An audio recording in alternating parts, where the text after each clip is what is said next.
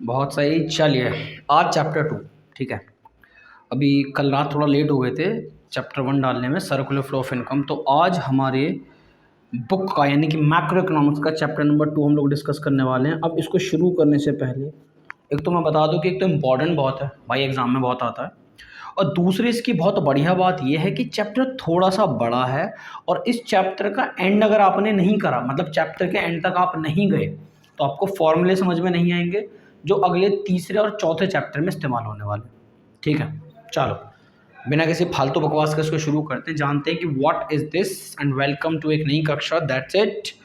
The topic is कि इस chapter के अंदर सबसे बड़ा टॉपिक आपको ये जानना चाहिए कि डोमेस्टिक टर्शरी क्या होती है, या फिर इसका एक नाम और हो सकता है इकोनॉमिक टर्शरी। ठीक है, बहुत कम चांसेस होते हैं कि इसके ऊपर क्वेश्चन बने, लेकिन क्योंकि हम चैप्टर डिटेल में पढ़ रहे हैं with the help of handmade notes, ठीक है, तो भैया पढ़ना पड़ेगा। ठीक है, कहते हैं कि क्या है डोमेस्टिक टर्शरी, तो इसका ये मतलब है कि means the political frontier of a country. अगर बहुत सरल सी भाषा में बोलूँ तो जहाँ जहाँ पे आपके देश का पॉलिटिकल कंट्रोल है, यानी कि जो हमारे देश में है उस पर भी, और जो हो सकता है हमारे देश के बाहर हो उस पर भी। तो अगर आप एक नंबर के लिए जा रहे हैं तो आप सिर्फ इस बात को पढ़ लीजिए, दैट्स इट। आपको एक नंबर टनाटन यहाँ पे एक नंबर बहुत प्यार से मिल जाएगा कि डोमेस्टिक टर्शरी का मतलब है कि means the political frontier of a country. ठीक है, अब मुद्दा ये आता है कि इसके अंदर वो कौन कौन सी चीज़ें इंक्लूड की जाती हैं जो हमें पढ़ लेनी चाहिए। ठीक है, तो आ जाओ जी, इसके अंदर क्या क्या इंक्लूड करते हैं। तो वो कहता है कि जो जहाज हैं, शिप्स हैं, ठीक है, एयरक्राफ्ट हैं, जो हैं तो हमारे देश के, उनके मालिक या उनको जो चला रहे हैं वो कौन है, नॉर्मल रेजिडेंट हैं बिटवीन 2 और मोर कंट्रीज। इसका ये मतलब होता है कि ships and aircraft owned and operated by normal resident between 2 और मोर कंट्रीज। इसका बहुत सरल सी भाषा में हिंदी मतलब ये बनता है कि अगर हमारे देश के जहाज या हमारे देश के कोई भी एयरक्राफ्ट वगैरह किन्हीं 2 देशों के बीच में चल रही हैं, तो वो भी भैया वो हमारे ही देश की क्या कहते हैं, पॉलिटिकल फ्रंटियर, क्योंकि उन पर जो पॉलिटिकल कंट्रोल है वो किसका है, हमारा है। तो हमारी डोमेस्टिक टर्शरी के अंदर वो इंक्लूड किए जाएंगे। दूसरी बात करते हैं, ये आपके फिशिंग वेसल्स हो गए, जैसे आप इंटरनेशनल, जो आपके इंटरनेशनल आपका जो ओशियंस वगैरह होते हैं, इंटरनेशनल वाटर बॉडीज़ होती हैं जो आपके देश के बाहर जाके होती हैं। आप वहाँ पे मछली पालन करते हो, नेचुरल ऑयल निकालने की कोशिश करते हो, नेचुरल गैस के बड़े बड़े रिग्स जो बहुत बड़े बड़े मैं कह रहा हूँ कंटेनर से लगे रहते हैं, वो सब जो हैं वो भी आपके ही देश में काउंट होते हैं। क्योंकि भले ही आप किसी दूसरे देश में जाके या किसी दूसरे देश की सीमा में जाके सब काम कर रहे हो, लेकिन पॉलिटिकल कंट्रोल किसका है, हमारा। तो डोमेस्टिक टर्शरी में किसका काउंट होगा, हमारे। और यही बात ध्यान रखना दूसरे लोगों पे भी लागू होती है। अगर किसी दूसरे देश का शिप हमारे देश में चल रहा है, हमारे देश से किसी और देश के लिए काम कर रहा है, तो हमारे डोमेस्टिक टर्शरी में काउंट नहीं होता है। ठीक है, जिस तरीके से हमारा शिप दूसरे कंट्रीज में आके हमारा डोमेस्टिक टर्शरी, सिमिलरली दूसरे देशों के साथ भी यही होता है। तीसरी बहुत बड़ी बात, एम्बेसीज। ठीक है, हाई कमीशन, कंसुलेट्स, ये बहुत प्यारे प्यारे शब्द मैं आपको बता देता हूँ क्या होता है। एम्बेसीज के लिए कहा जाता है कि भैया पहले आप एम्बेसीज को जानने से पहले आप हाई कमीशन जान लो कि हाई कमीशन क्या होता है। आपने एक बात सुनी होगी जी, भैया फलाने देश में हमारे देश का क्या कहते हैं, आपका एक एम्बेसी खुली हुई है। ठीक है, एम्बेसी का क्या मतलब होता है या हाई कमीशन का क्या मतलब होता है, दोनों का मतलब एक है, बस एक छोटा सा डिफरेंस इनके बीच में डाला गया है। डिफरेंस क्या डाला गया है पहले मैं क्लियर कर देता हूँ। कुछ कॉमनवेल्थ कंट्रीज होती हैं, कॉमनवेल्थ कंट्रीज। ठीक है, ये कॉमनवेल्थ कंट्रीज हो गई, कॉमनवेल्थ कंट्रीज। कॉमनवेल्थ कंट्रीज वो कंट्रीज हैं जो अंग्रेजों की गुलाम थी, इसीलिए कॉमनवेल्थ गेम्स भी उन्हीं देशों के बीच में खेले जाते हैं जो अंग्रेजों के गुलाम एक टाइम पे रहे हैं, जो उनकी कॉलोनी रही हैं। इंडियन डेवलपमेंट के पहले चैप्टर में इस बात को बताया गया है। ठीक है, तो जैसे मान के चलो आप 2 एग्जांपल ले लो, आपने ले लिया एक इंडिया और आपने एक एग्जांपल के तौर पे ले लिया पाकिस्तान। उसके साथ साथ मैं भी आपको शिप्स वाली बात में एक नई चीज़ और ऐड करके बताऊंगा। ठीक है, तो भैया आपने इंडिया और पाकिस्तान को ले लिया, अगर इंडिया का कोई ऑफिस पाकिस्तान में स्टेबल है या पाकिस्तान का कोई ऑफिस इंडिया में स्टेबल है, तो उसको हाई कमीशन नाम दिया जाता है। ठीक है, और अगर ऐसा है, एम्बेसीज के लिए, एम्बेसीज किन के लिए शब्द इस्तेमाल किए जाते हैं जिसमें या तो दोनों ही देश अंग्रेजों के गुलाम ना रहे हों, या फिर अगर एक देश गुलाम है तो दूसरा देश गुलाम नहीं होना चाहिए। ठीक है, जैसे नेपाल है, नेपाल पर अंग्रेजों राज नहीं करा, तो अगर इंडिया का कोई एक ऐसा ही ऑफिस नेपाल में स्टेबल है, नेपाल के कोई ऑफिस इंडिया में स्टेबल है, तो उसको एम्बेसी बोलेंगे। और हाई कमीशन उसी को क्या बोलेंगे, हाई कमीशन। अगर वो दोनों की दोनों कंट्रीज कॉमनवेल्थ है तो हाई कमीशन, अगर दोनों ही कॉमनवेल्थ नहीं है या फिर एक कॉमनवेल्थ नहीं है तो भी उनको क्या बोला जाता है, एम्बेसीज बोला जाता है। फिर एक शब्द आता है कॉन्सुलेट्स। क्या होता है? तो कॉन्सुलेट्स का ये मतलब होता है, जैसे मान के चलो आप न्यू दिल्ली के अंदर आपको जितने भी मतलब कुल मिला के हमारे एम्बेसीज या हाई कमीशन हैं उनका ऑफिस मिल जाना है, ठीक है।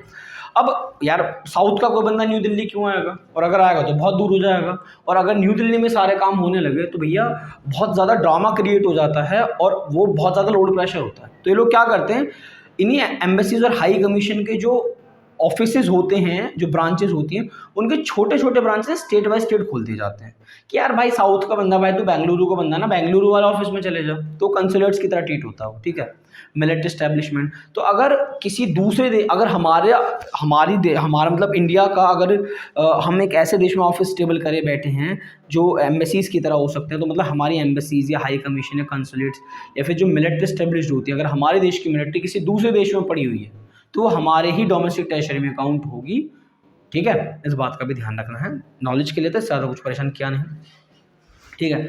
अब सिमिलरली अगर किसी दूसरे देश की एम्बेसी हमारे देश में है, या किसी दूसरे देश का कंसुलेट्स हमारे देश में है, या किसी दूसरे देश का हाई कमीशन हमारे देश में है, या फिर कोई मिलिट्री हमारे देश में पड़ी हुई है, तो वो हमारे यहाँ इंक्लूड नहीं होते, ठीक है। इस शिप्स वाली बात में आपको एक बात और बता दूं, कभी कभी पूछ लेता है, पानी की जो हमारी सतह होती है, भारत आपने देखा होगा नीचे से इस तरीके से है कुछ, फिर यहाँ पे आपको इलाका ऐसे श्रीलंका है, तो पानी इंडिया के जो नीचे जो है, भारत के जो नीचे है, ये शायद मैंने वर्ड गलत बोल दिए थे, ये पानी से घिरा हुआ है। तो पानी के अंदर तकरीबन तकरीबन तकरीबन तकरीबन 11 से 12 का नॉटिकल माइल्स, यानी कि तकरीबन 23 से 24 किलोमीटर के दायरे में भारत सरकार का कंट्रोल होता है पानी के अंदर। उसके बाद वो इंटरनेशनल बाउंड्रीज के अंदर आ जाता है, इंटरनेशनल बॉडीज के अंदर आ जाता है, उसके बाद हमारी जो सीमा है वो खत्म हो जाती है, ठीक है। और इसको नापा जाता है नॉटिकल माइल्स में। वही एक नॉटिकल माइल्स में तकरीबन 1.8 किलोमीटर के आसपास का होता है, तो वही 11-12 नॉटिकल माइल्स के आसपास की बातचीत है, ठीक है, जिसमें आप अपने पानी के अंदर अपनी सीमाएं नाप सकते हो, ठीक है। उसके अलावा फिर मैं अगर इस बात को पूरा करूँ तो अगर कोई इंटरनेशनल ऑर्गेनाइजेशन हमारे देश में काम कर रही है, जैसे कि यूएनओ है, WHO है, वर्ल्ड हेल्थ ऑर्गेनाइजेशन, ठीक है, तो उसको भी हमारे देश की डोमेस्टिक टेरिटरी में काउंट नहीं करते, ठीक है। देन नेक्स्ट वो हमें क्या सिखाना चाह रहा है, वो हमें नेक्स्ट सिखाना चाह रहा है कि भैया नॉर्मल रेजिडेंट क्या होता है, ठीक है। अब नॉर्मल रेजिडेंट का मतलब होता है जो रहता है, कुल मिला के बात सीधी सी ये है। तो जान लेते हैं कि नॉर्मल रेजिडेंट क्या होता है, कि रेफर्स टू एन इंडिविजुअल, यानी कि कोई एक अकेला व्यक्ति हो सकता है, एक पर्सन हो सकता है इंडिविजुअल, सही है, कोई इंस्टीट्यूट हो सकता है, कोई फॉर्म हो सकती है, देख रहे हो, इंडिविजुअल और an institute who ordinarily resides in the country, यानी कि एक अकेला व्यक्ति, एक अकेली फॉर्म, एक इंस्टीट्यूट जो किसी देश के अंदर रहता है, and who centre of economic interest also lie in that country.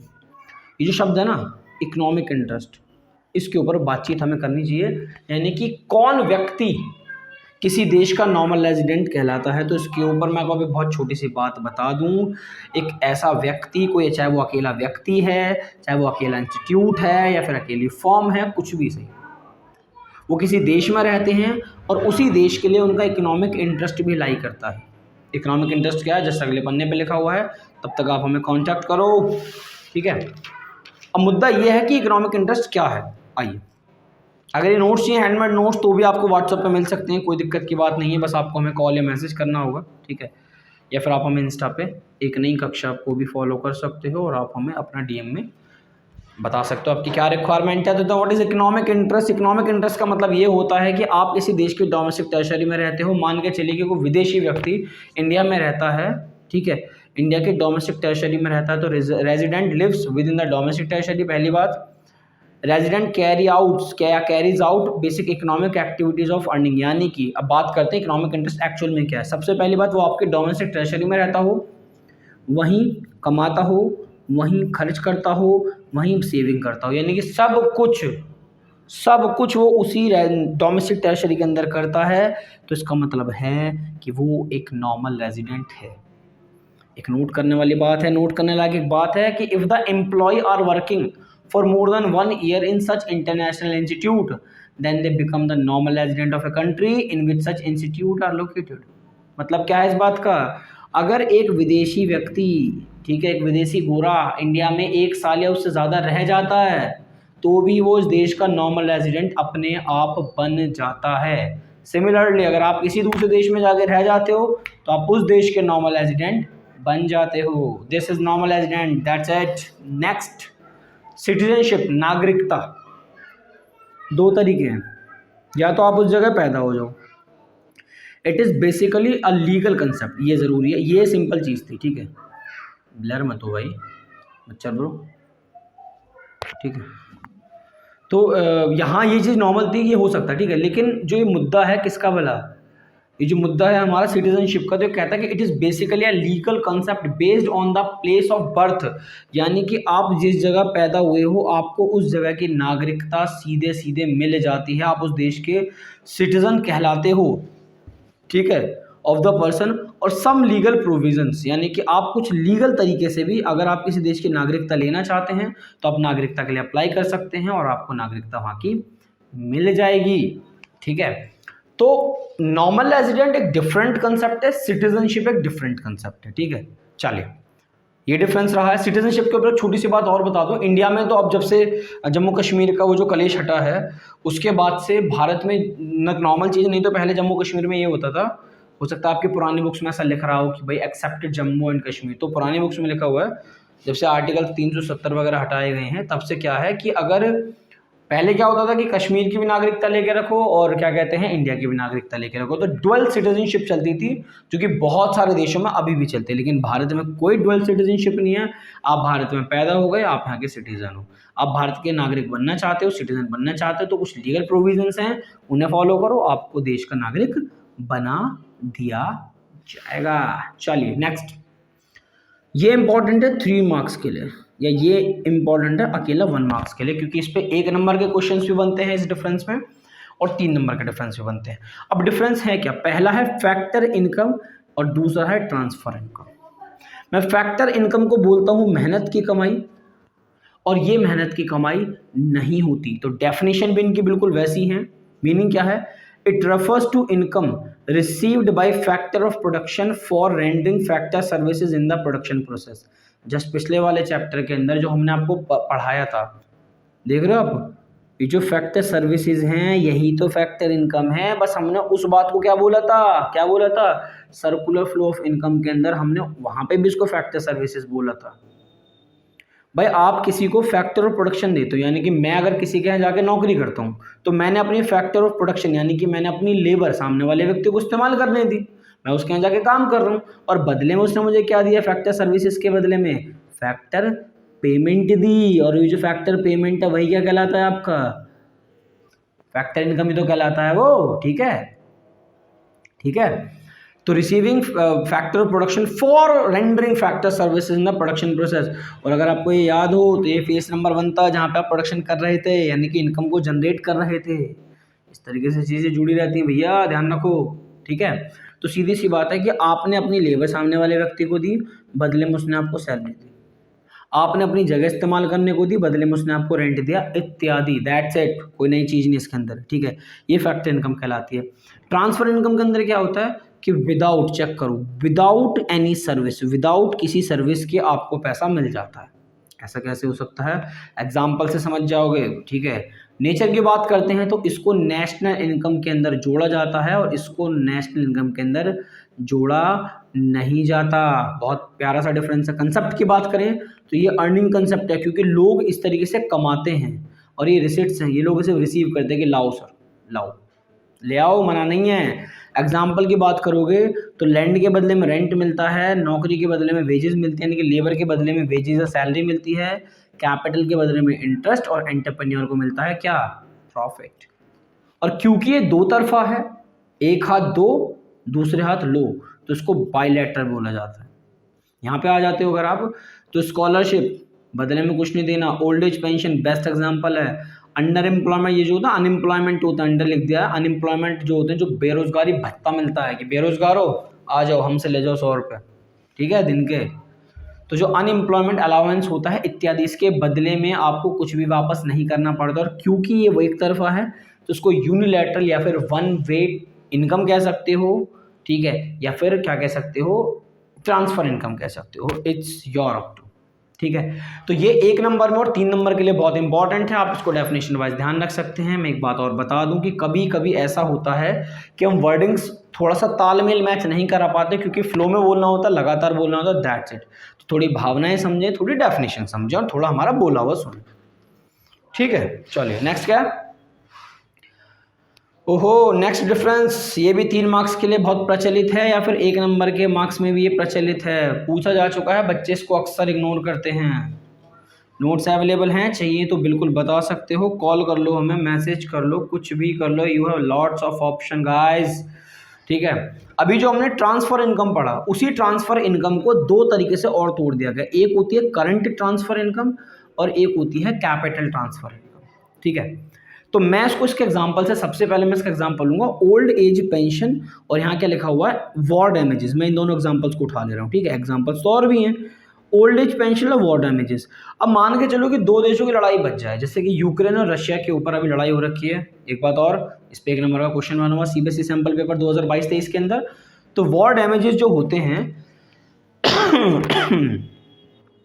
तो वॉर डैमेजेस को पूरा करने के लिए, मान के चलो वॉर डैमेजेस हो गए, या फिर एक हो गया इन्वेस्टमेंट ग्रांट है, और कई सारी बातें करेंगे। अब किसी देश की बहुत बुरी हालत होगी, यूक्रेन की बहुत ज़्यादा बुरी हालत हो जाती है वॉर के चलते। ठीक है, तो लोग क्या करते हैं कि उनको ना थोड़ा सा ना डोनेट करते हैं, चंदा देते हैं कि ब्रो ये हमारी तरफ से आपको हेल्प है। ठीक है, तो ध्यान रहे कि ऐसी हेल्प ना कभी कभी की जाती है। जैसा अगर मैं इंडिया की बात करूँ तो अभी कुछ टाइम पहले जब हमारा उड़ीसा डूबा था, बिहार में हर साल दिक्कतें होती हैं, जो ऊपर जो अभी जैसे अभी जो 4000 लोग वो जो बेघर हुए हैं। ठीक है, आपने सुना होगा उत्तराखंड की साइड जो है ऊपर की तरफ जो ज़मीनों का जो कोई दिक्कत हो गई थी, हिल विल रही थी, जो भी था वो। ठीक है, तो शायद मैं उसमें प्रॉपर अपडेट नहीं होगी।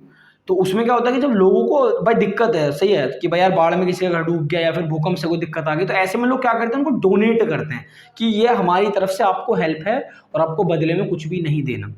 तो ये दोनों ही हमारी हमारी ट्रांसफर इनकम है, नो डाउट। लेकिन ये जो ओल्ड एज पेंशन होती है, देखो ये मिलती है रेगुलर बेसिस, इसलिए जब इसके नेचर की बात करते हो तो नेचर में कैसी होती है रेगुलर, और ये कैसी होती है इरेगुलर।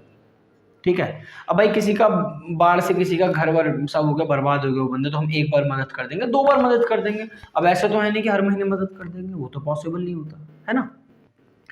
और जो उसके मदद करते हैं, उस मदद में उसका ये होता है कि ब्रो तो अपना घर बना, किसी ने ईंटें दे दी, किसी ने सीमेंट उतरवा दिया, किसी ने रेत रोड़ी उतरवा दी, किसी ने सरिया उतरवा दी। ठीक है, समझ लो आप, किसी ने नगद दे दिया, वो होता सब यहाँ पे कैपिटल ट्रांसफर्स के अंदर होता है। लेकिन यहाँ पे क्या होता है, old age pension, unemployment allowances, ये भी रेगुलर तब तक मिलता रहता है जब तक लोग क्या हैं, बेरोजगार हैं। ठीक है, और यहाँ जो होता है करंट ट्रांसफर के अंदर, वो लोग उसको अपनी ज़रूरतों को पूरा करने में खर्च करते हैं। अब कोई बुजुर्ग आदमी है जिनको पेंशन मिलती है, तो वो उस पैसे से अपना जीवन यापन चलाते हैं, लेकिन ये लोग उसी पैसे को इन्वेस्ट करते हैं। ध्यान रहे, ये जो हमारा कैपिटल ट्रांसफर इनकम का जो पैसा होता है वो इन्वेस्टमेंट के इस्तेमाल में आता है, ये कंजम्पशन के इस्तेमाल में आता है। एग्जाम्पल के लिए ये ले लो, ये सारे एग्जाम्पल्स ले लो, ये रेगुलर नेचर का होता है और ये कैसा होता है, इरेगुलर नेचर का। और मजे की बात, जो बुजुर्ग इंसान में बूढ़ा हो जाता उनके लिए वही उनकी पेंशन एक इनकम की तरह है। तो कहते हैं कि current transfer R made out of income, यानी कि ये इनकम से बने हैं। और इसके लिए क्या कहा जाता है कि capital transfer R made out of the wealth of the pair, यानी कि मेरी जेब की कितनी गर्मी है भाई, मेरी जेब में 100 पड़े, मैंने सामने वालों को 100 की हेल्प कर दी। आपकी जेब में भाई 1000 पड़े हैं, आपने 1000 की मदद कर दी, किसी ने 1,00,000 की मदद कर दी। तो जो पेयर है, जैसे मैं पे करने वाला व्यक्ति हूँ, तो मेरी वेल्थ के हिसाब से मैं सामने वाले व्यक्ति को पे करूंगा। तो ये होता है कैपिटल ट्रांसफर इनकम और करंट ट्रांसफर इनकम के बीच का डिफरेंस। ये क्वेश्चन 3 नंबर में पूछा जाता है। और मजे की बात है कि इसको अंडररेटेड किया जाता है, भाई को इज्जत नहीं दी जाती, इसीलिए लर्न दिस, ये क्वेश्चन एग्जाम में है।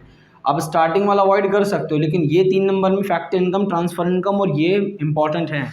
Now next point is the most important, final goods. हर साल 3 नंबर का क्वेश्चन है, अवॉइड करोगे छोड़ दोगे। क्वेश्चन कैसा आएगा, एक आपको कोई स्टेटमेंट लिखी देगी, पूछ लेगा जी किस टाइप की गुड्स है। ठीक है, तो कोई क्वेश्चन याद है कि फाइनल गुड्स कौन सी होती हैं। तो फाइनल गुड्स वो गुड्स होती हैं जिसको या तो आप कंज्यूम करते हो, refers to those goods which are used either for consumption और फॉर इन्वेस्टमेंट। ऐसी वस्तुएं जिनको या तो आप अपने लिए इस्तेमाल करते हो या फिर आप उनको इन्वेस्ट करते हो। ठीक है, एग्जाम्पल दे दें, एग्जाम्पल के लिए मैं एक एग्जाम्पल लिख दे रहा हूं यहाँ पे, कार। अगर कार आप अपने घर को चलाने के लिए लेते हो तो वो आप कंज्यूम करोगे।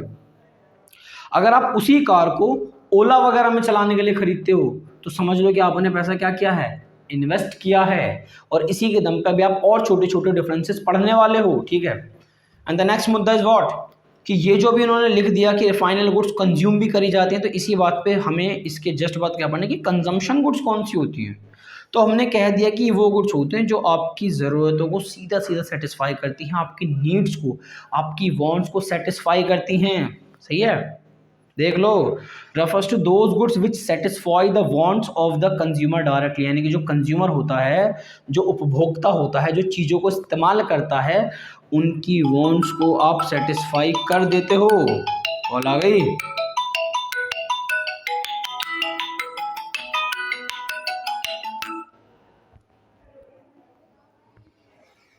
फ्लो खराब हो गया ब्रो।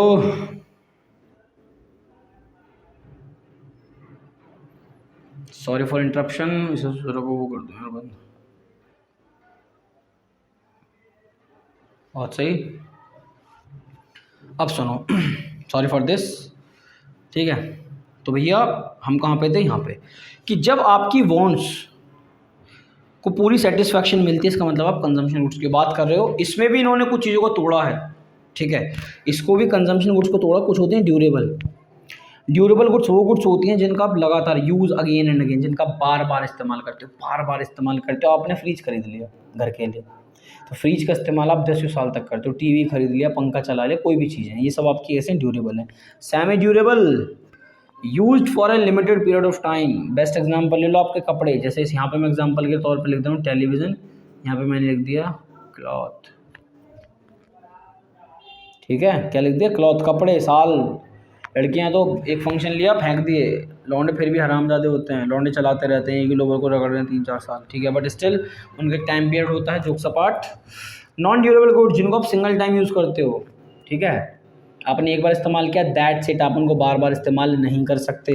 सर्विसेज की बात करें तो ये मटेरियल फॉर्म में नहीं होती, ये भी आपकी ज़रूरतों को सीधा सीधा पूरा करते हैं, जैसे कि मैं आपको पढ़ा रहा हूँ। ठीक है, कोई डाउट हो तो आ जाओ।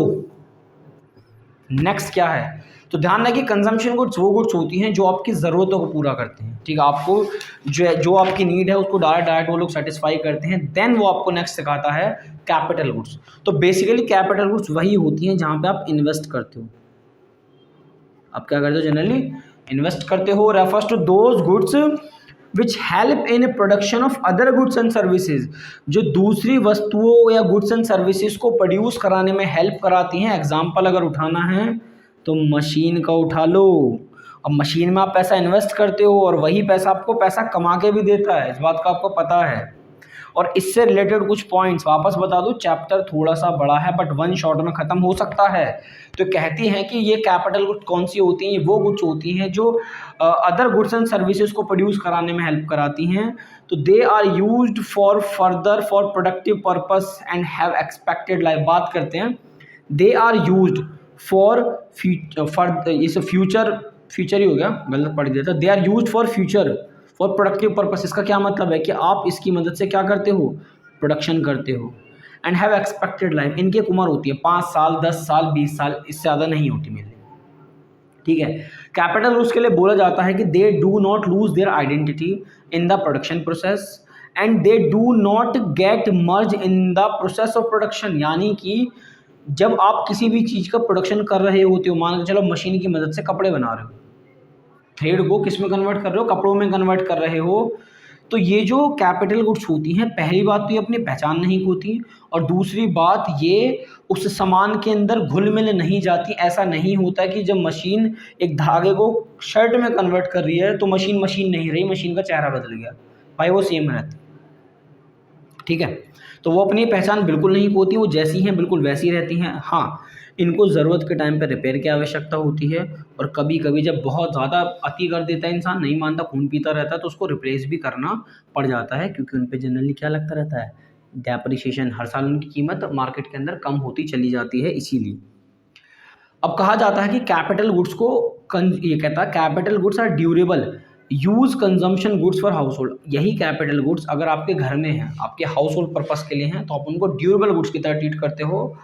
And they have derived demand. एक नंबर का क्वेश्चन है ये, ड्राइव्ड डिमांड क्या होता है। ड्राइव्ड डिमांड को पहले पढ़ लेते हैं। As their demand is derived from the demand for other goods which they help to produce. मैं एग्जाम्पल की आपसे यहाँ से बात करता हूँ। ठीक है, ड्राइव्ड डिमांड का क्या मतलब होता है। देखो, कैपिटल गुड्स की नीड हमेशा मार्केट को होती है, हमारे पास वीट रखा हुआ, वीट या वीट का मतलब है आपके गेहूं से, ठीक है।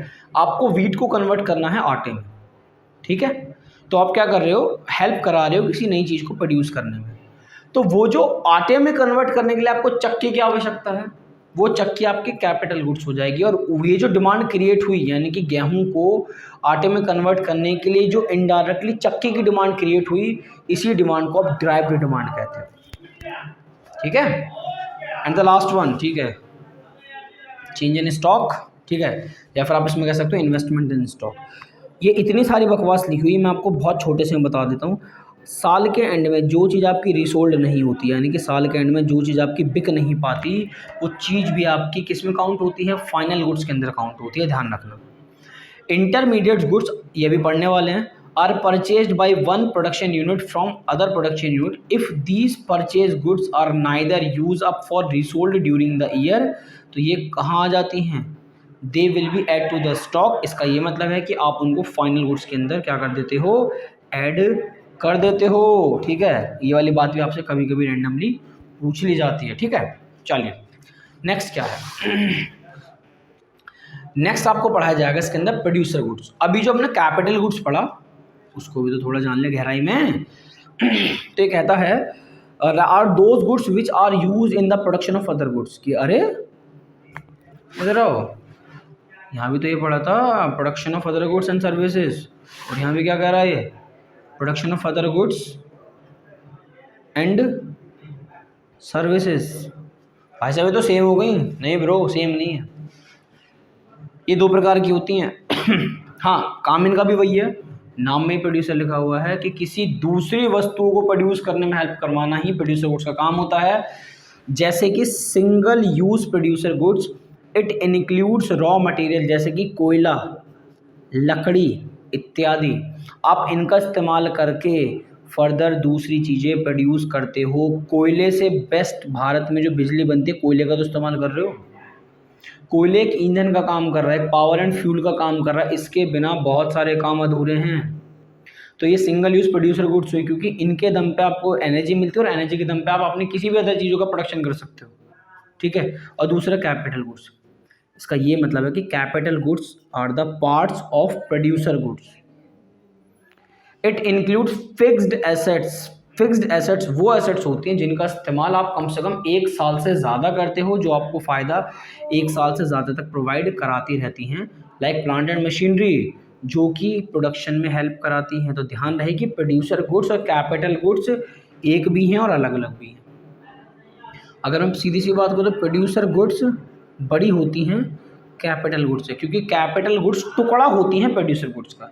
इसलिए बड़ी प्यारी से एक लैंग्वेज कही जाती है कि all producer goods are not capital. क्यों? क्योंकि ज़्यादा बड़ी होती हैं, बट सारी कैपिटल गुड्स, ये गलत लिख गया है, और प्रोड्यूसर गुड्स, ठीक है। तो जितनी भी कैपिटल गुड्स हैं वो सारे प्रोड्यूसर होते हैं, लेकिन सारे प्रोड्यूसर कैपिटल नहीं होते। इसको काट देना, गलत लिख दिया है, ठीक है, वो लिखने में हो जाता है।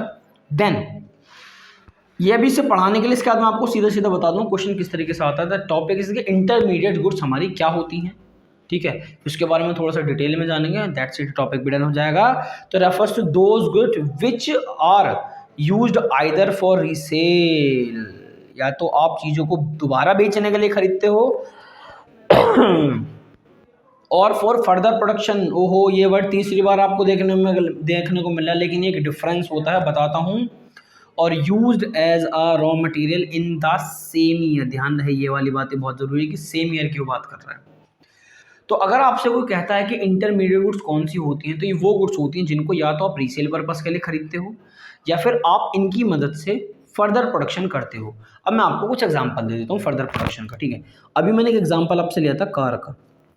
अगर आप इस कार को अपने घर के लिए खरीदते हो, ठीक है, तो वो कंजम्पशन बेस्ड गुड्स बन जाएगी, यानी कि फाइनल गुड्स का एक टुकड़ा जिसको आप कंजम्पशन गुड्स कह सकते हो, ठीक है। अगर आपने वही कार इस्तेमाल करी, ओला टैक्सी वगैरह में इस्तेमाल करी, तो वो आपको पैसा कमा के देगी। तो यहाँ पे आप इन्वेस्टमेंट पर्पस से देख रहे हो, तो ये कैपिटल गुड्स बन जाती हैं, ठीक है। और वो भी हमारा किसका, वो फाइनल गुड्स ही कहलाती हैं कुल। तो कार आप घर के लिए इस्तेमाल करो या फिर आप उससे पैसा कमाओ, यानी कि टैक्सी के लिए इस्तेमाल करो, तो वो आपकी फाइनल गुड्स ही कहलाती हैं, ठीक है। लेकिन अगर आपने ये कार रीसेल के लिए रख ली, ये वाली कार आपने किसके लिए रख ली? रीसेल के लिए रख ली। रीसेल के लिए कैसे? आपने आपका एक शोरूम है कैड़ा सा, उसमें आपने गाड़ी रख रखी है बेचने के लिए, तब वो आपके लिए इंटरमीडिएट गुड्स बन जाएगी। तो बेसिक में बता दूं तो अभी तो देखो ये जो डिफरेंस है ये पूछा जा चुका है, इसलिए पढ़ाया जाता है, ठीक है। अकेली कैपिटल गुड्स क्या होती हैं वो पढ़ाया जाता है। तो पढ़ाई सारी चीज़ें जाती है, लेकिन जो क्वेश्चन हर साल बनता है, साल के सैम्पल पेपर में भी है कि वो आपको एक एग्जाम्पल दे देगा, जैसे मैंने कार लिख दिया, ठीक है, वो आपको एग्जाम्पल दे देगा और पूछ लेगा कि ये फाइनल गुड्स हैं या फिर आपके इंटरमीडिएट गुड्स हैं। तो ध्यान रहे कि किसी भी चीज़ का यूज़, किसी भी चीज़ का इस्तेमाल आपको बताता है कि वो इंटरमीडिएट है या फिर वो कैपिटल है या फिर वो कंजम्पशन बेस्ड है, यानी कि फाइनल है या फिर वो इंटरमीडिएट है, ठीक है। और आपने यहाँ ये चीज़ भी देखी कि कार कुछ भी हो सकती है, वो कंजम्पशन भी हो सकती है, वो इन्वेस्टमेंट पर्पज से भी हो सकती है, वो इंटरमीडिएट भी हो सकती है। Everything is possible, deal, okay. Next क्या है वो? They are generally purchased by one production unit from another production unit. ये रीसेल शब्द इसीलिए इस्तेमाल किया जाता है भाई, आप एक प्रोडक्शन यूनिट से खरीदते हो और आगे किसी को बेच देते हो बीच के इंटरमीडिएटर बन के। They remain with the production boundary, ये अपनी प्रोडक्शन बाउंड्रीज को खत्म नहीं करते। ये वाला शब्द आप क्या होगा, पढ़ाया जाएगा। All the purchases are not intermediate purchase, जैसा अभी हमने यहाँ पे एक शब्द देखा था कि आप यहाँ पे क्या करते हो, चीज़ें जनरली परचेज करते हो, वैसे ऊपर तो नहीं देखने को मिला। ध्यान रहे कि जब आप अभी जैसे ऊपर शब्द इस्तेमाल करा कि जनरली परचेज, है ना, तो ये जो परचेज शब्द है, ज़रूरी नहीं कि हर बार परचेज शब्द का मतलब क्या हो जाए, इंटरमीडिएट परचेज ही हो जाए, ऐसा नहीं होता। They are not ready for use by their final users, ठीक है।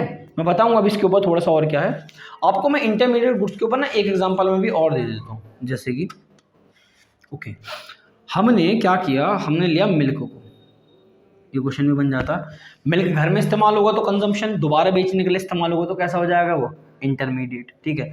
अब आपने मिल्क का खोया बनाया और उस खोए से बनाई मिठाई, मिठाई आप मार्केट में बेचोगे, तो इंटरमीडिएट गुड्स ऐसी होती हैं जो सीधा सीधा फाइनल यूज के लिए तैयार नहीं होती, ठीक है।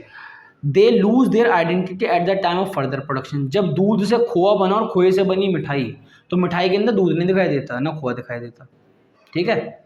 तो जब आप किसी फर्दर प्रोडक्शन को कर रहे होते हो in case of intermediate goods, तो ये अपनी पहचान खो देती हैं और ये उसके अंदर घुल मिल जाती हैं। Value of intermediate goods is merge value the of final goods. अब ये वाली बात के ऊपर मैं आपको एग्जांपल दूंगा छोटा सा, और वो एग्जांपल आपको मिलने वाला है जस्ट अगले पन्ने पर, ठीक है, प्रोडक्शन बाउंड्री के अंदर। उससे पहले आपको थोड़ा सा और जानना पड़ेगा कि आप इनको नेशनल इनकम के अंदर इंक्लूड नहीं करते, लेकिन ड्यूरेबल गुड्स जैसे कि ट्रक, एयरक्राफ्ट, व्हीकल्स, अगर हमारी मिलिट्री पर्पस के लिए खरीदा जाता है तो भी आप इनको इंटरमीडिएट गुड्स के अंदर ही काउंट करते हो। आप उन ड्यूरेबल गुड्स को फिर कंजम्पशन गुड्स में काउंट नहीं करोगे, क्योंकि डिफेंस पर्पस से खरीदी गई हैं, रीसेल पर्पस से इनको खरीदा नहीं गया, ठीक है। अब एक मिनट हो जाए, पानी पीना, गला दुखने लगा है।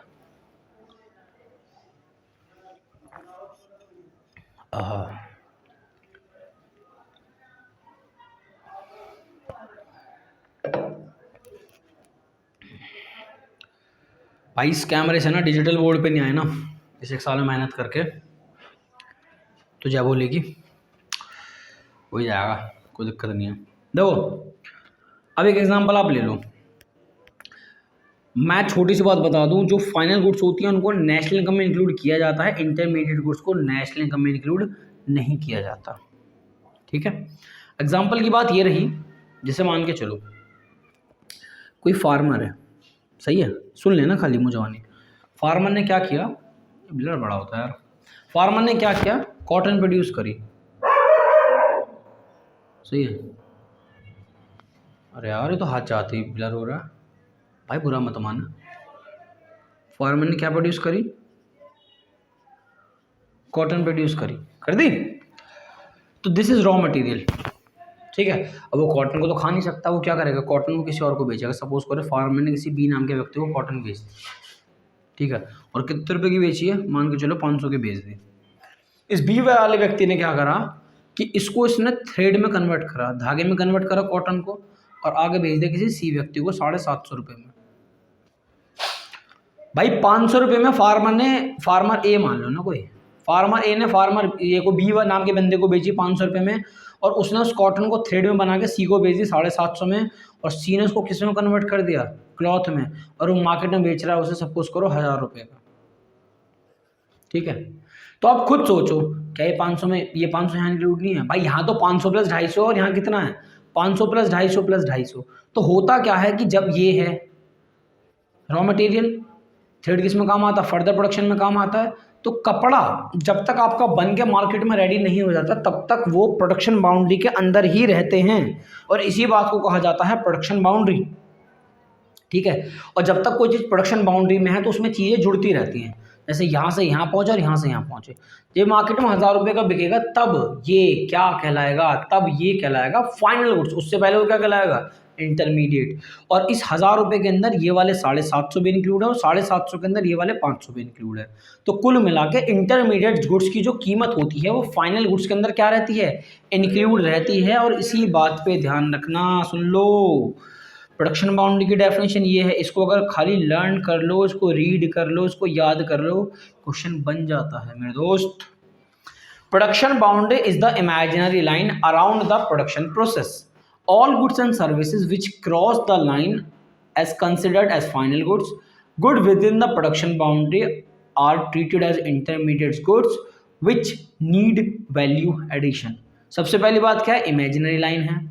दूसरी वाली बात क्या है कि जितनी भी गुड्स एंड सर्विस, अच्छा इमेजिनरी लाइन क्यों, क्योंकि अभी प्रोडक्शन प्रोसेस में इसका काम चल रहा है, और जब तक ये फाइनल गुड्स नहीं बन जाती तब तक उनको क्या बोला जाता है, इंटरमीडिएट बोला जाता है, और उनमें लगातार वैल्यू ऐड करने की जरूरत पड़ती रहती है।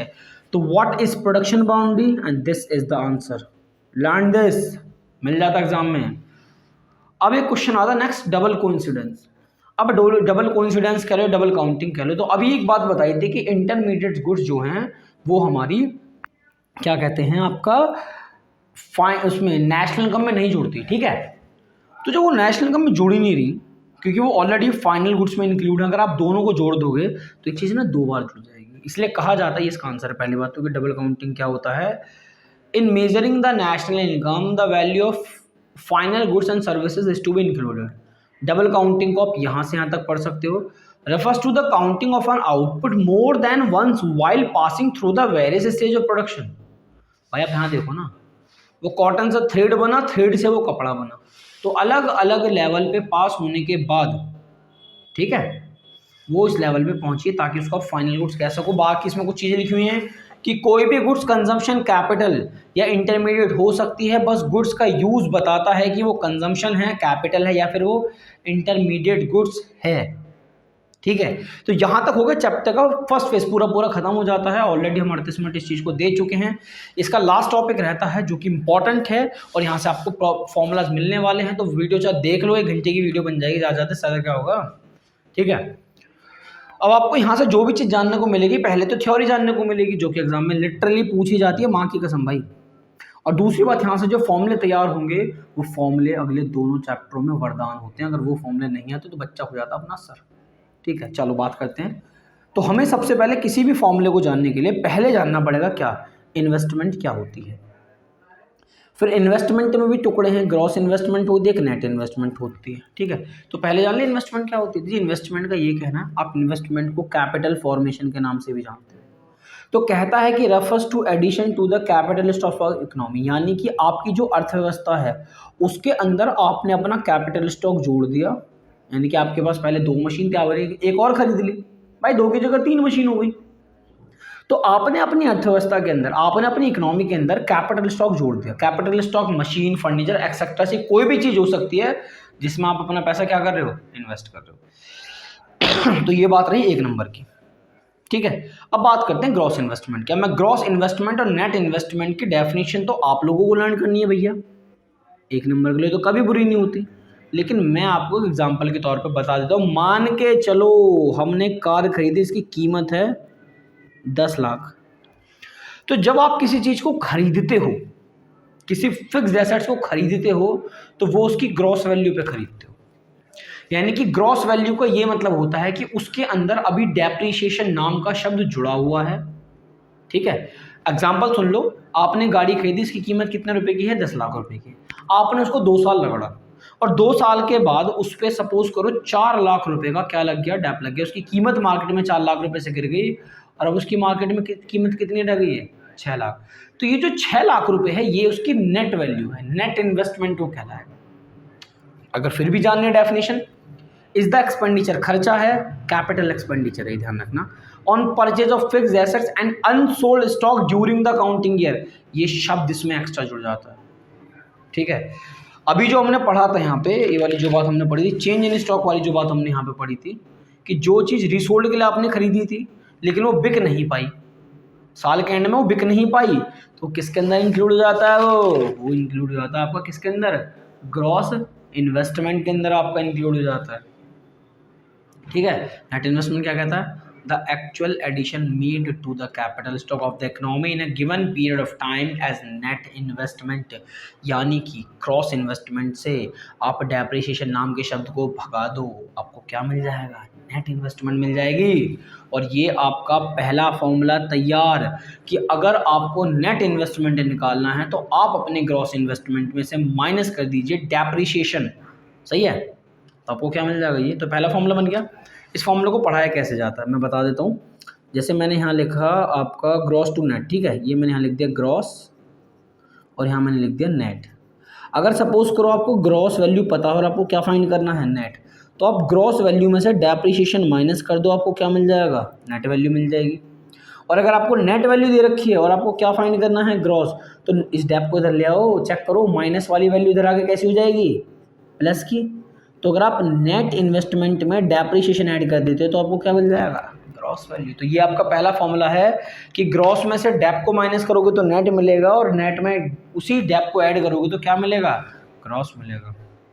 ठीक है, चलो ये बात रही यहाँ तक की, नेट ग्रॉस के ऊपर बात करिए। मुद्दा है डेप क्या होता है ये, ठीक है, और ये डेप आपको मैं बताऊंगा 1 नंबर में कहाँ मिला था और 3 नंबर में कैसे हमने। 3 नंबर में तो ये होता है कि डेप्रिसिएशन क्या होता है और डेप्रिसिएशन लगने के कारण क्या होते हैं, कि हमारी गाड़ी की कीमत 10 लाख से 6 लाख रह गई, ऐसे कैसे, समझ रहे हो, ये वाली बात है।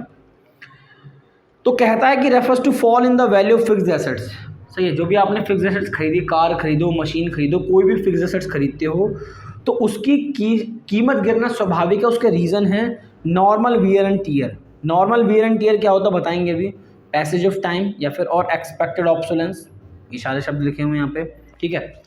तो बेसिकली क्या होगा, normal wear and tear, passage of time, या फिर क्या होता है एक्सपेक्टेड ऑब्सोलेंस, यानी कि आपकी टेक्नोलॉजी वगैरह चेंज हो जाना, डिमांड वगैरह चेंज होना इत्यादि। बात करो क्या है नॉर्मल वियर एंड टीयर का मतलब क्या है, जब आप किसी चीज़ का लगातार इस्तेमाल करते हो, कंटिन्यूस यूज़ करते हो किसी भी चीज़ का, तो उससे उसकी प्रोडक्टिव कैपेसिटी डिक्रीज हो जाती है, इसीलिए उसको कहा जाता है नॉर्मल वियर एंड टीयर। और नॉर्मल वियर एंड टीयर की वजह से किसी भी फिक्स्ड एसेट्स का, इसका दूसरा नाम क्या है, कंजम्पशन ऑफ फिक्स्ड कैपिटल, है ना। तो जब आप किसी चीज़ का लगातार इस्तेमाल कर रहे हो तो उसकी प्रोडक्टिव कैपेसिटी डिक्रीज हुई तो लग गया डेप, पैसेज ऑफ टाइम। जब वक्त बीतता है, अब आप खुद सोचो, किसी भी हमारे घर के बाहर कोई एक मेरे ताऊ जी की लड़की की बाइक खड़ी है, उसमें जंग लग गया यार खड़े खड़े, ठीक है। तो जब आप देखिएगा तो वैल्यू फिक्स्ड एसेट्स इसलिए भी डिक्रीज होते हैं बिकॉज कुछ नेचुरल फैक्टर जैसे कि ये बरसात, हवा, वेदर इत्यादि, भाई जंग ना कीमत गिरा देती है। अब आप किसी चीज़ को लाके खड़ा कर लो, 2 साल खड़ी रखो, वक्त बीत गया कीमत गिर जाएगी अपने आप, मत चलाओ उसे, ठीक है, ये चीज़ होती है इसके अंदर। उसके बाद तीसरी वाली बात क्या है, हाँ शब्द लिखा हुआ एक्सपेक्टेड ऑब्सोलेंस। अब मेरी बात सुन लेना, यही क्वेश्चन डायरेक्ट 1 नंबर में आया था, लास्ट ईयर एग्जाम की बात है ये, ठीक है। एक्सपेक्टेड ऑब्सोलेंस का मतलब होता है कि आपको पता है एक टाइम के बाद किसी भी चीज़ की जो डिमांड है वो डिक्रीज होगी, डिमांड बदलेगी और मार्केट में बेहतर टेक्नोलॉजी आएगी। तो जो चीज़ जितनी पुरानी टेक्नोलॉजी की हो जाती है उस चीज़ की कीमत गिरना स्वाभाविक है। तो क्वेश्चन 1 नंबर में आया था कि एक्सपेक्टेड ऑब्सोलेंस क्या होता है 1 नंबर के लिए, और क्वेश्चन आपका आया था किसका, कि डेप्रिसिएशन और उसके रीजंस क्या होते हैं, सीधा सीधा 3 नंबर में, ठीक है। और अभी डेप्रिसिएशन और कैपिटल लॉस नाम की भी एक चीज़ होती है जिनके बीच का डिफरेंस आपको 3 मार्क्स तक पढ़ा सकता है, और उसमें 1 नंबर का क्वेश्चन कहाँ छिपा होता है वो भी मैं आपको बता दूंगा। डेप की डेफिनेशन बता दी, वैल्यू गिरती रहती है। कैपिटल लॉस क्या होता है मैं डिफरेंस से बताऊंगा। तो ये कहता है कि refers to the loss in the value fixed asset due to unforeseen obsolescence, example के natural climates, theft, accident etcetera.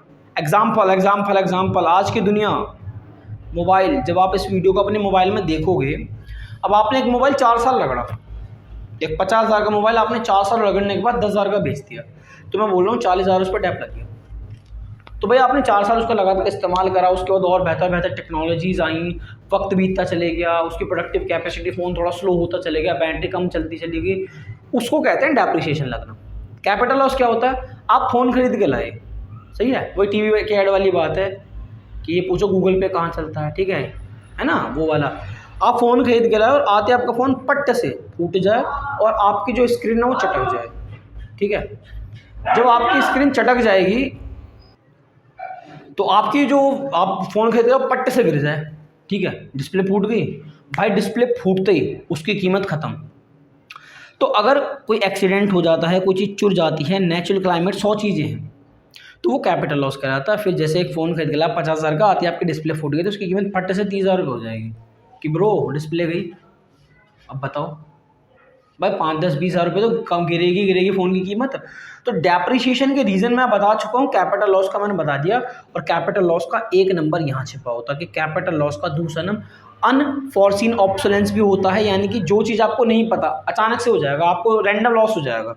Depreciation का तो आपको पता है, कैपिटल लॉस का आपको नहीं पता, ठीक है। हाँ, इतना होता है कि आप करते क्या हो ऐसे केस में, अगर कोई कहता है कि भाई इसके लिए क्या बचा हुआ, कैपिटल लॉस और डेप्रिसिएशन से कैसे बचा जाए, तो लोग उसके लिए ना इसके प्रोविज़न बना लेते हैं, इसके नाम पे ना गुल्लक बना लेते हैं। मुझे पता है कि मैं अगर कोई 50,000 की चीज़ खरीदने वाला हूँ, वो 3 साल चलेगी, 3 साल के बाद मुझे फिर चीज़ खरीदनी पड़ेगी, तो लोग क्या करते हैं ना, तो उसके लिए ना एक गुल्लक बना लेते हैं, जिसको आप डेप्रिसिएशन रिजर्व फंड के नाम से भी जानते हो। जो कॉमर्स स्ट्रीम के बच्चे हैं वो उसको भली बात ही जानते हैं। कुल मिला के क्या करना है कि जो डेप्रिसिएशन लग रहा है उसके नाम का थोड़ा थोड़ा पैसा प्रॉफिट में से निकाल के इकट्ठा करते रहो, और वो पैसा बाद में आपको जब इकट्ठा मिल जाएगा तो आप उससे कोई नई चीज़ वापस से दोबारा से खरीद सकते हो। यहाँ क्या होता है, सीधी सी बात है, इंश्योरेंस करा लो। अगर आप इंश्योरेंस करा लेते हो तो जो आपका लॉस है वो क्या हो जाएगा, कम। तो इसलिए आपने देखा भी होगा जब आप फ़ोन वगैरह खरीदने जाते हो तो आपके इंश्योरेंस आपको पेल के मारते हैं कि सर इंश्योरेंस करा लो, पानी में गिर जाए, डिस्प्ले फूट जाए, कोई दिक्कत नहीं, हम हैं, और लोग कराते भी, ध्यान रखना। लेकिन एक बात और, डेप्रिसिएशन की वजह से आपके प्रोडक्शन पे कोई इम्पैक्ट नहीं पड़ता, लेकिन यहाँ इम्पैक्ट पड़ता है। सपोज़ करो चलते चलते मशीन का पुर्जा टूट जाए, प्रोडक्शन बंद, यहाँ तो कोई दिक्कत है, यहाँ तो चलती रहेगी, सही है, तो प्रोडक्शन पे भी इसका इम्पैक्ट पड़ता है। तो ये वाला डिफरेंस 3 नंबर या फिर 1 नंबर के बीच में बहुत प्यार से पूछा जाता है। फिर हम अब चलते हैं अपने सेकंड फॉर्मूले की तरफ, ठीक है। सेकंड फॉर्मूला पहले आपको दिखा दे रहा हूँ। सेकंड फॉर्मूला आपके पास ये है, factor cost, net indirect tax, market value.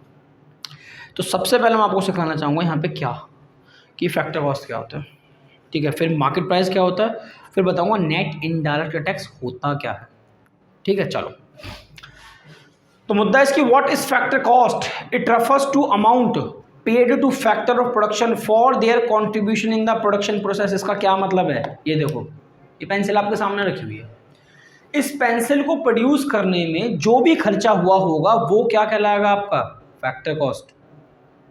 और इस पेंसिल को जो मार्केट में जो बेचते हैं तो उस प्राइस को क्या बोलते हैं, market price. It refers to the price at which production is actually sold in the market. Hope ये डिफरेंस आपको समझ में आया होगा। इसको बनाने में जो लागत खर्ची हो रही फैक्टर कॉस्ट, इसको जो मार्केट में बेचते हैं मार्केट प्राइस, ठीक है। और इनके जो बीच का अंतर होता है मेरे भाई, मान के चलो अब ये पेंसिल 5 की मिलती है मार्केट में, मैं कहता हूँ 2.5 रुपये में बनती है, तो 2.5 वाली चीज़ 5 में क्यों बिक रही है, तो उस डिफरेंस को यहाँ बोला जाता है नेट इनडायरेक्ट टैक्स, ठीक है। और नेट इनडायरेक्ट टैक्स में एक बात ध्यान रख लो, जहाँ पे भी नेट शब्द लिखा मिल जाए समझ जाना कि बिना कैलकुलेशन के ये आ ही नहीं सकता। तो मुद्दा ये है कि नेट इनडायरेक्ट टैक्स होता क्या है, तो अब यहाँ जाओ, तो ये डिफरेंस होता है इनडायरेक्ट टैक्स का और सब्सिडीज का, ठीक है। अब मुद्दा ये है इनडायरेक्ट टैक्स क्या होता है, तो इनडायरेक्ट टैक्स वो होता है जो हमारी भारत सरकार गुड्स एंड सर्विसेज पे इनडायरेक्टली लगा देती है। जैसे कि एग्जांपल के लिए आप उठा लो GST, goods and service tax, ठीक है। Refers to those tax which are imposed by the government on production and sale of goods and services is called indirect tax. इस साल की और बता दूं, इनडायरेक्ट टैक्स और डायरेक्ट टैक्स के बीच का डिफरेंस इस साल के सैम्पल पेपर में गिवन है, जो कि गवर्नमेंट बजट चैप्टर नंबर 10 के अंदर हम आपको पढ़ाएंगे। ठीक है, नेक्स्ट चीज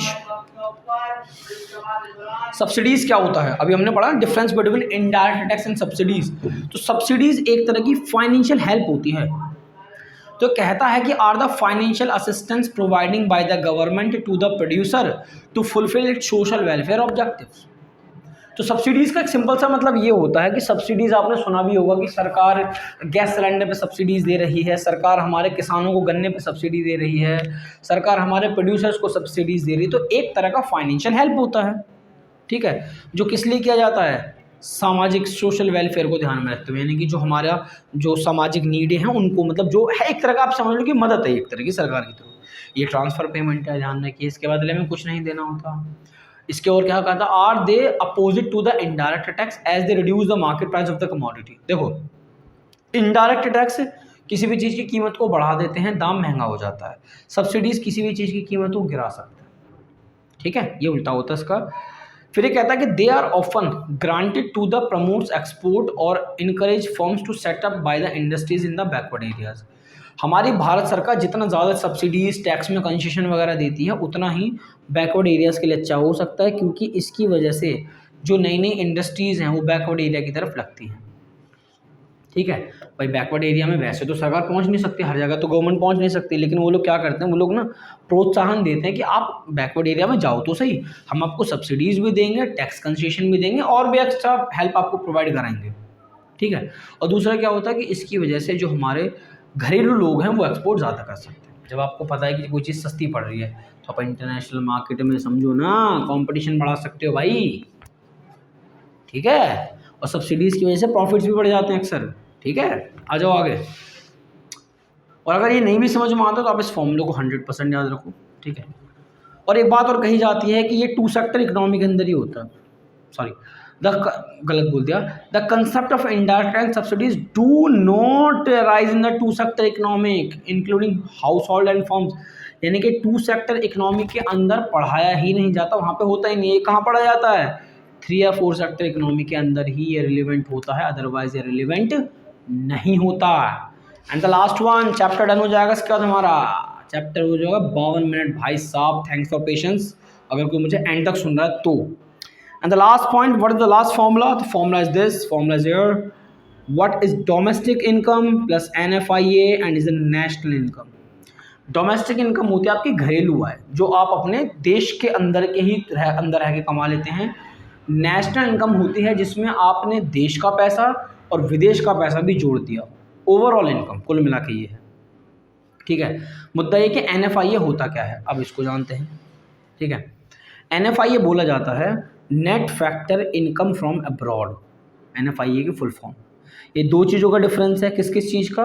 पहला, factor income receive from rest of the world and factor income paid to rest of the world. यानी कि factor income from abroad, factor income to abroad. तो NFIA net factor income from abroad is the difference between FIFA and FITA. FIFA minus FITA, factor income from abroad minus factor income to abroad. अभी factor income from abroad का क्या मतलब है, वही चीज़ है, अगर आप विदेशों से वेजेस कमा के लाते हो, सैलरीज कमा के लाते हो, आपकी विदेशों में ज़मीनें पड़ी हुई हैं, उससे आपको रेंट मिल रहा है, आपने किसी कंपनी में पैसे लगा रखे हैं, आप उसको वहाँ से डिविडेंड मिल रहा है, आपने कहीं इन्वेस्टमेंट कर रखी है, आपको वहाँ पे इंटरेस्ट मिल रहा है, या फिर रिटेन अर्निंग, आपने कुछ चीज़ें सेविंग कर रखी है अपने पैसों। और उसी का डिफरेंस टू अब्रॉड, विदेशी भी तो यही सब कर जाते हैं, is the income paid to the normal resident of other countries for their services within the economic territory. पढ़ सकते हो आप इस चीज़ को, कोई दिक्कत नहीं है।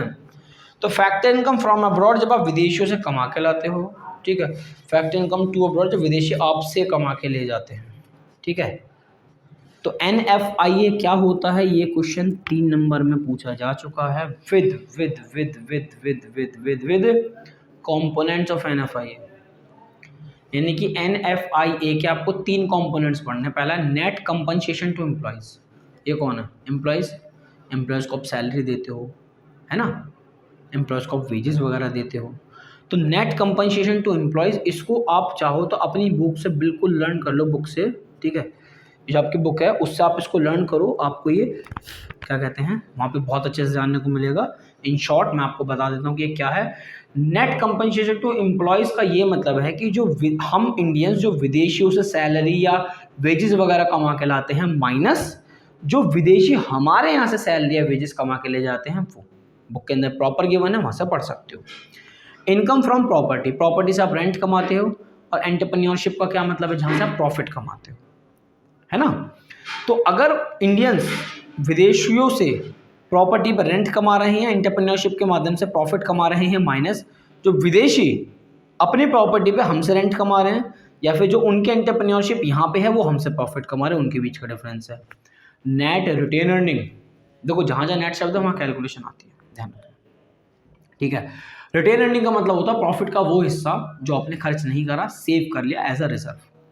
तो अगर हम लोग प्रॉफिट का हिस्सा कुछ सेव कर लेते हैं, माइनस अगर विदेशी अपने प्रॉफिट का हिस्सा को सेव कर लेते हैं, तो उनके बीच का डिफरेंस। तो go to the book and read this. साथ में एक बात और कही जाती है कि NFIA पॉजिटिव भी हो सकता है, NFIA नेगेटिव भी हो सकता है, NFIA 0 भी हो सकता है। जब ये पॉजिटिव होता है तो ये स्टेटमेंट आती है, अगले चैप्टर से समझ में आएगी, और जब ये नेगेटिव होता है तो ऐसा होता है। इसका क्या मतलब मैं पढ़ दे रहा हूँ। जब NFIA पॉजिटिव होता है तो gross national product at market price ज़्यादा होता है gross domestic product at market price से, और अगर नेगेटिव होता है तो gross national product at market price, यानी किसी को उल्टा बोल दिया है, gross domestic product market price से कम हो जाता है। And that's it, this is chapter number 2, chapter done है। इसके जस्ट बाद वाला जो चैप्टर नंबर 3 है वो बहुत ज़्यादा छोटा और बहुत ज़्यादा आसान है। And see you soon. कोई डाउट हो तो कमेंट, कॉल, मैसेज, कुछ भी करो, कांटेक्ट करो, एक नई कक्षा पे जाओ, इंस्टाग्राम पे भी इसी पे है, सही है, वहाँ हम नोट्स डाल रहे हैं, हैंडमेड नोट्स। अगर आपको हैंडमेड नोट्स चाहिए तो आप हमें कॉल कर लो, हमारे ऐप पे जाओ। Thank you so much.